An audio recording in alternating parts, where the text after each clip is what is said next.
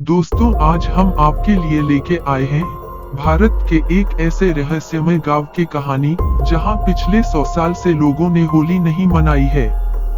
दोस्तों, अगर आप इस चैनल पर नए हैं तो मैं आपसे निवेदन करूंगा कि पहले इस चैनल को सब्सक्राइब और साथ में बेल आइकॉन को जरूर दबाएं।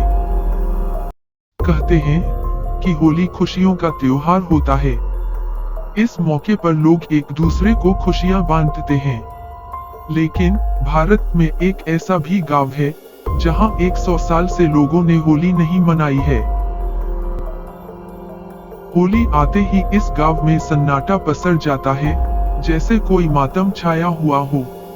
इस गांव का नाम दुर्गापुर है, जो झारखंड के बोकारो में पड़ता है। कहा जाता है कि इस गांव में लोग होली पर रंग नहीं खेलते, क्योंकि उनका मानना है कि ऐसा करने से गांव में भयंकर महामारी और आपदा आ सकती है।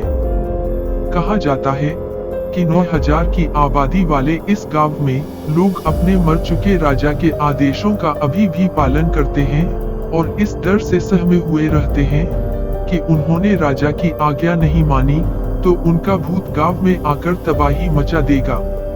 इस गांव में एक कहानी प्रचलित है। लोग कहते हैं कि 100 साल पहले दुर्गापुर नामक इस गांव में दुर्गा प्रसाद नाम के एक राजा का शासन था।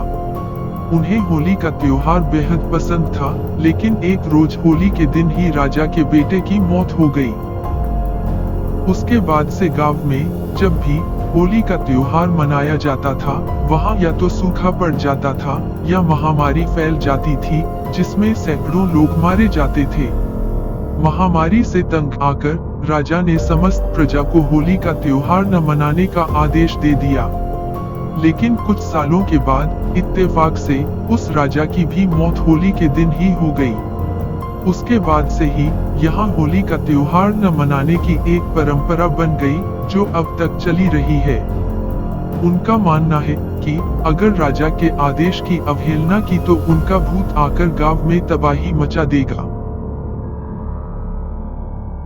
दोस्तों, आपको ये वीडियो कैसी लगी कमेंट में जरूर लिखें और चैनल को सब्सक्राइब करना न भूलें।